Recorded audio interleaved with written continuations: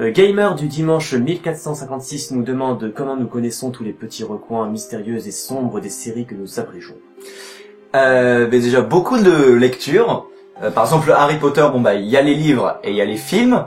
Donc déjà ça, Il faut lire les films. voilà, c'est ça. Il faut lire les films et voir les livres. Après, il y a l'émission Allociné qui était sympa, donc pour Harry Potter 1 et Harry Potter 2 pour les faux raccords. Il y en avait certains qui étaient amusants, donc je me suis dit je peux les intégrer. Après, il y a les Wikia Harry Potter et surtout celui en anglais. Donc déjà ça me fait bosser mon anglais, c'est pas mal. Je voyais des erreurs, des faux raccords.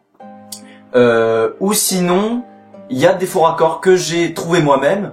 Dans Harry Potter 1, image par image, il y a Harry qui met 2 fois sa baguette dans le nez du troll. Ou comme faux raccord amusant que j'ai trouvé tout seul, il y a Harry qui est près du lac dans Harry Potter 3.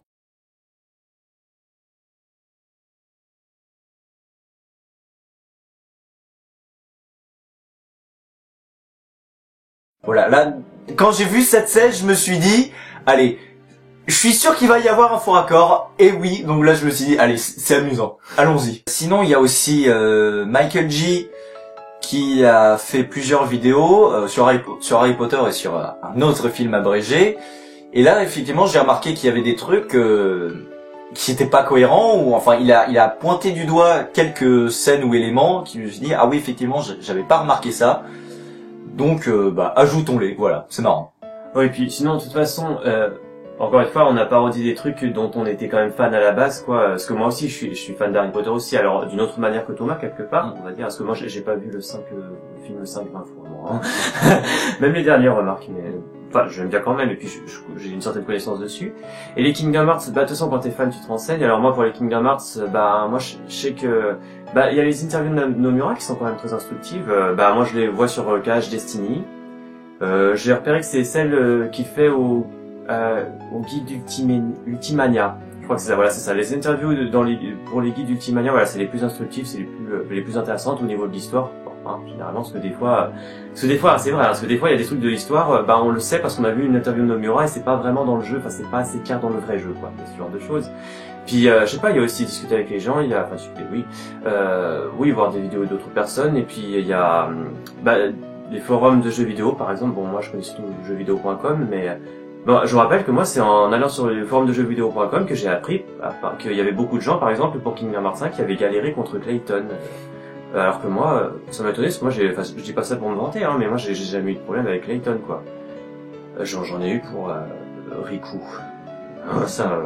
Oui, parce que c'est pareil, voilà, le gag avec Riku, les 30 cinématiques plus tard, ou je sais pas quoi. Ça j'ai bien aimé parce que ça, je l'ai ressenti, mais je savais aussi. Alors, ça, c'était tout le monde. Oui, ça, je sais que j'étais pas le seul, quoi. Bon, il y en a qui ont quand même trouvé le moyen de trouver ça facile, mais ça, il leur faut toujours, quoi.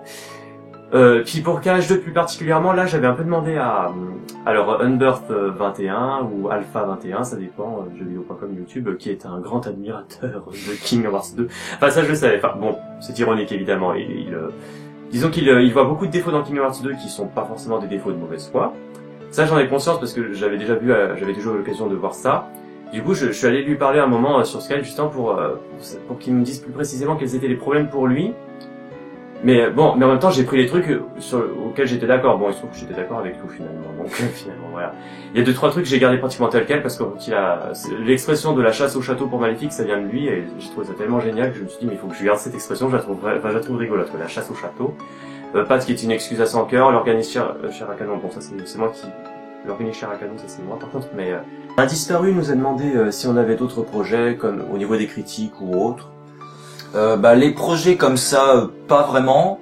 En ce qui concerne les critiques, donc comme celles qu'on avait faites au début de la chaîne, oui, en fait, on avait déjà envisagé une critique sur la série Kingdom Hearts. C'était avant qu'on ait l'idée de faire une série abrégée, par contre. Oui. On avait tout enregistré même. À peu près.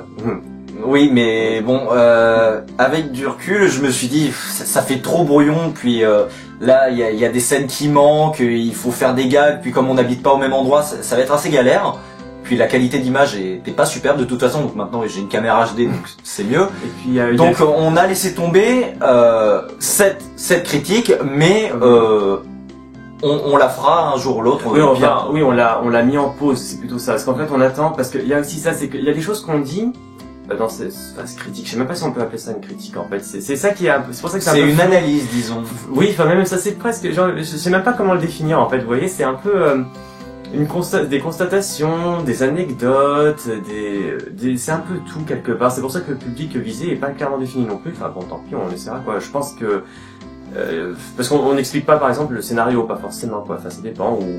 Oui, on va remarquer des petites choses comme ça que les gens n'ont peut-être pas remarqué,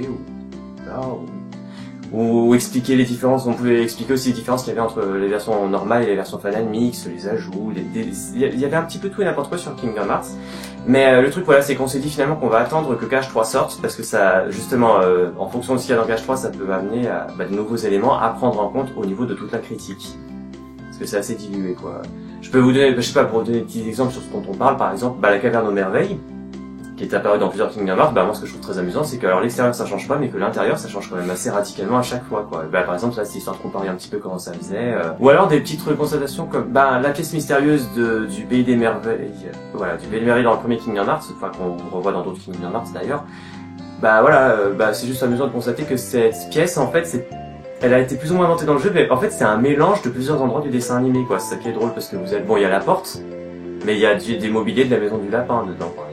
Sinon, il y a The Another X et Sora Kingdom 3 qui nous demandent, qui nous pour Thomas.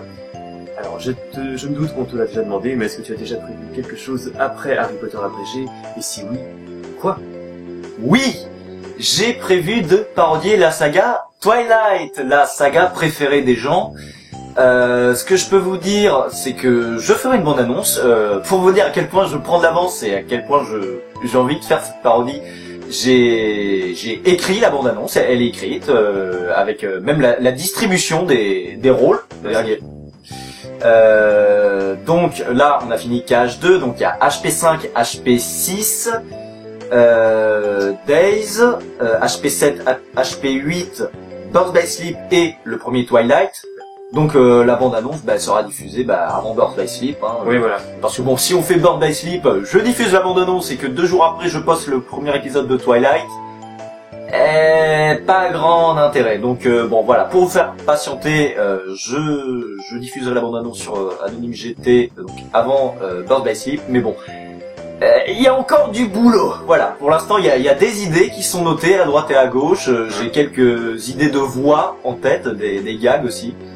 Mais bon, je continue à travailler, mais d'abord il faut que je finisse HP7 et HP8 et évidemment tous les autres projets avant.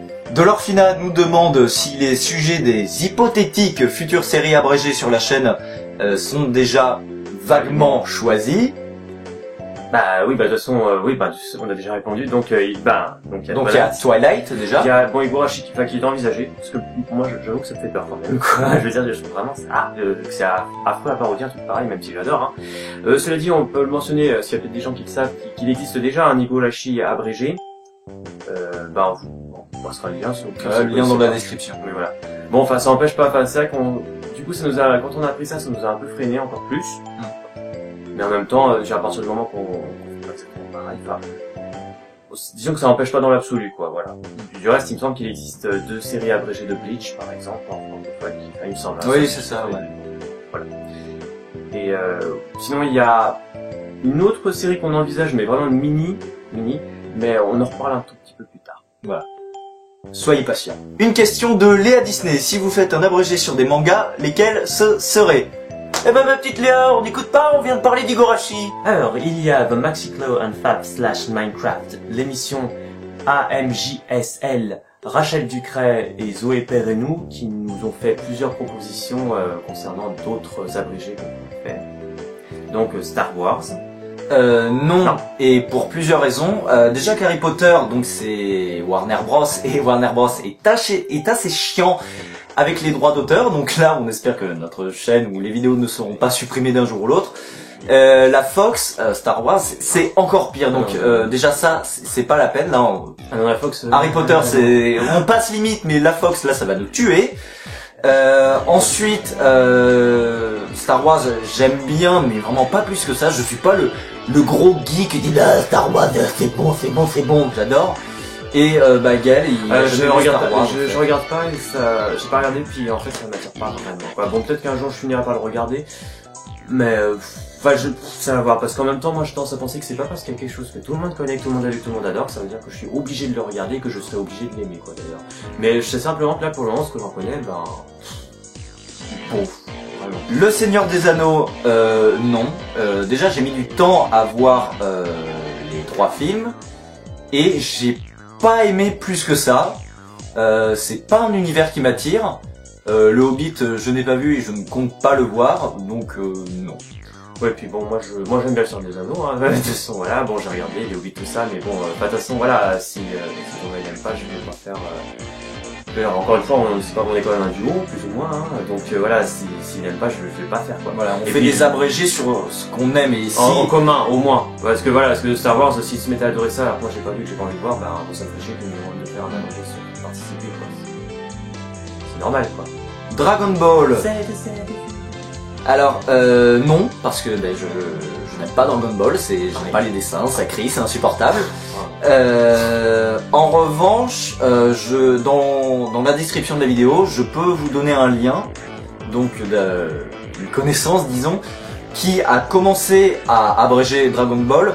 Alors, est-ce qu'il va continuer vu que là la chaîne est au ralenti, vu que ça fait 7 mois qu'il n'a pas fait de nouvelles vidéos? Est-ce qu'il va continuer? Je ne sais pas, vous pouvez aller voir. Ça dépend peut-être de vous, du coup. Pirates des Caraïbes, c'est l'inverse que le Seigneur des Anneaux. Je veux dire, Gaël n'aime pas. Voilà, j'ai vu le premier film. Il y a que le premier film que j'ai à peu près bien aimé, mais étrangement, je l'ai vu en entier une fois. Et je n'arrive pas à le revoir en entier, il y a toujours un bout d'un moment, je sais pas, je m'ennuie. Pourtant j'aime bien mais je m'ennuie. Le 2 je l'ai vu une fois au cinéma, ça m'a suffi, j'ai pas accroché du tout. Le 3 j'ai aucune envie de le voir, le 4ème pareil, enfin franchement non. Et moi Pirates des Caraïbes, j'aime bien, mais le 1 j'aime beaucoup, le 2 j'aime encore mieux. Le 3, la première fois que je l'avais vu, ouais, bof, pas terrible. Je l'ai revu, je me dis ah c'est vachement bien même s'il y a des éléments un peu what the fuck. Et le 4, je l'ai pas vu et je ne compte pas le voir, donc raison de plus pour qu'on fasse pas Pirates des Caraïbes abrégé. Ensuite, il y en a qui nous ont demandé pour Pokémon. Alors, oui, si vous parlez de la série principale, où il y en a combien 700 ça continue encore, ça s'arrête jamais. Non, puis en plus, donc, moi personnellement, j'aime pas commencer quelque chose sans la finir, donc je pense que même après ma mort, il faudra que je continue à parodier Pokémon, donc là, on s'en sort pas. Non, et puis, donc, non, il y a beaucoup trop d'épisodes à voir, puis il faudrait aussi qu'on fasse des vidéos dessus, les mettre sur internet, et ça, c'est pas facile. Puis même, je crois que les droits, au niveau droit d'auteur, c'est pas évident. Mais il y a quelqu'un je crois qu'il y a eu déjà plusieurs personnes qui ont tenté, qui ont lancé plus ou moins, et tout de suite ça a été viré ou je sais pas quoi. Puis bon, moi j'aime pas Pokémon, c'est pas quoi. Enfin bon, j'aime pas plus que ça d'ailleurs Pokémon. Alors, me taper je sais pas combien d'épisodes, non. Je veux dire, c'est quand même mieux de parodier un truc dont vous êtes vraiment fan, ou que vous aimez vraiment à la base quand même. Je pense que vous serez d'accord pour ça. Cela dit... en revanche, il y a Pokémon The Origin qui est sorti récemment. Et là c'est court, donc voilà, c'est une mini-série. Ouais, parce que 4 épisodes maximum, voilà. Pourquoi pas pour celle-là, mais ce sera tout. Ce sera pas tout de suite non plus. Non, voilà. Puis là ce sera court, hein. Ce sera court par contre. Bon, peut-être pas un épisode non plus, mais 4 épisodes maximum. Advent Children. Ben pas vraiment, parce que bon, enfin déjà c'est un peu idiot, parce que Advent Children c'est une suite de Final Fantasy VII, quoi. Donc voilà, on va faire parodier une suite sans avoir parodié le début, c'est quand même un peu idiot. Puis du reste, moi je trouve pas qu'il y ait grand chose à parodier dans Advent Children. Enfin, je trouve qu'à ce moment-là, si vous voulez regarder une parodie vidéo, regardez la vidéo du Randall, quoi. Je trouve qu'elle est déjà très bien comme ça, quoi. Parce que, enfin, surtout qu'en plus, je trouve qu'il y a quand même beaucoup d'action, et bon, parodier l'action... Abréger les Final Fantasy, non. Moi en fait, les Final Fantasy, déjà j'aime pas ça. Les jeux de rôle, en général, j'aime pas ça. À part Pokémon, le combat en tour par tour m'insupporte. Ou alors le personnage qui peut pas sauter, il n'y a pas de bouton de saut, moi ça me perturbe, donc je n'aime pas les Final Fantasy. Ouais, puis moi je développerai un petit peu plus tard sur ça, mais de toute façon moi c'est pareil, le tour par tour ça me peuple aussi au bout d'un moment, même si j'ai pourtant étrangement, oui j'ai joué à Pokémon bleu, et jaune aussi, mais bon enfin c'est tout. Puis il y avait aussi le Seigneur des Anneaux, le tirage là, que j'ai réussi à finir mais que j'arrive pas à refaire par contre, voilà. Et les Harry Potter sur Game Boy Color. Alors je sais pas pourquoi j'y arrive, mais peut-être parce que c'est simplifié, entre guillemets, parce que c'est plus abouti dans les Final Fantasy, mais malheureusement, même si j'aime bien, mais j'arrive pas à finir les jeux et du coup, je vais pas parodier, on va pas partir sur ça. Du reste, d'ailleurs, parodier les jeux avant le 10, ce serait pas forcément très intéressant visuellement parce que bon, vu que c'est les personnages qu'on voit de loin avec le texte de dialogue, mais bon, en tout cas non, non. Les Mario, non. Ah mais pas du tout, non. On va pas je regarde, j'ai jamais joué à Mario, j'ai aucune envie d'y jouer non plus, parce que encore un truc super cool machin truc, mais non, j'ai pas envie quoi. Peut-être abréger le film porno. Zelda, non. Voilà. Encore un jeu super connu que tout le monde aime, mais pas moi. J'avais essayé Twilight Princess. Voilà. J'ai essayé 5 minutes et ça m'a cassé les couilles. Voilà. Je l'ai revendu immédiatement. Donc j'arrive pas à rentrer dans cet univers, quoi. Je veux dire, même les Zelda en général, j'ai découvert ça, j'ai envie de dire, par la série Super Smash Bros. D'ailleurs, donc le mec s'appelle Link, c'est pas Zelda, d'accord. Donc voilà, les personnages, l'univers, je connais de Super Smash Bros. Mais les jeux Zelda comme ça, non, j'y arrive pas. Ouais, puis moi c'est un petit peu pareil. En fait c'est marrant parce que moi l'univers m'intéresse. J'ai lu des dossiers sur jeuxvideo.com, les jeux mais j'ai essayé de jouer un petit peu et j'y arrive pas. J'ai pris Ocarina of Time, j'ai essayé plusieurs fois. Il a tout pour me plaire ce jeu pourtant. Honnêtement, l'univers féerique, les musiques cool. Le gameplay il est bon, c'est des combats en temps réel, pourtant il y a tout pour me plaire, mais j'arrive pas, je suis jamais allé plus loin que la fin de la première quête, là où il faut trouver les trois pierres précieuses, là en fait, la quête des 7 sages, j'ai même pas trouvé le premier, j'y arrive pas, je décroche au bout d'un moment. J'avais aussi essayé un autre là sur Game Boy Advance, mais Link's Awakening, je me rappelle même plus comment il s'appelle. Link's Awakening. Je sais pas, parce que c'est un portage, c'était considéré apparemment comme le meilleur Zelda dans la version, avant Ocarina of Time, dans la version, je sais pas combien de bits quoi. Mais voilà, j'arrive pas à y jouer, donc on va pas parodier sur ça quoi. Et puis bon, de toute façon, parodier un truc dont le personnage principal ne parle jamais. Ça pourrait être drôle aussi, ça pourrait être un gag récurrent bien sûr, mais je sais pas, c'est ça qu'on pourrait faire limite comme le joueur du grenier où là il fait que des onomatopées, mais je crois que ce serait assez chiant. Alors, GTA 5, ça, putain, non. Les grands classiques de jeux vidéo, non. Film Games TV nous demande si on peut faire un véritable doublage intégral des Zelda, FF7, FF8 et FF9. Non. Dorolfina qui pose une question au sujet de Cœur du Royaume, donc, parce qu'il n'y a pas que l'abrégé dans la vie, comme il dit. Est-ce qu'on est toujours motivé pour faire d'autres fan-dubs sur d'autres jeux malgré la difficulté à réunir tout le monde? Plutôt. Bon, là, on en est à Birth Sleep, de toute façon. C'est d'accord. Bon, quand ce sera fini, on fera peut-être une petite pause quand même, mais je veux dire, avec 1.5, il est possible qu'on fasse Full Fire Days of the Two. Avec 2.5, il est possible qu'on fasse Coded. Il y a Dream Blow Distance, évidemment. Puis également, toujours dans la franchise Square Enix, The World Ends With You. Alors là, ça par contre, vu qu'il va falloir tout traduire, là par contre, ça va être très très long, ça par contre. Voilà, donc on sait pas quand, ça va prendre du temps. Voilà, c'est une idée au coin de la tête. Une question d'Aodia Raz. Allez-vous doubler Cache 3D et Cache BBS? Si oui, ce sera pas compliqué. Si c'est vraiment doublé, donc comme on fait sur Cœur du Royaume, Birth by Sleep c'est en cours. On a bientôt fini, j'ai envie de dire, vu qu'on en est au scénario d'Aqua. Les deux tiers, il y aura encore la fin secret, voilà. L'épisode final, l'épisode secret. Et Cache 3D, oui, ça prendra du temps. On espère que ça viendra un jour ou l'autre. Ce sera pas plus compliqué que ce qu'on fait jusque maintenant, quoi. Après, par contre, après, si tu parlais pas de ça, parce que vu que tu mentionnes Birth by Sleep, si tu voulais peut-être dire parodier.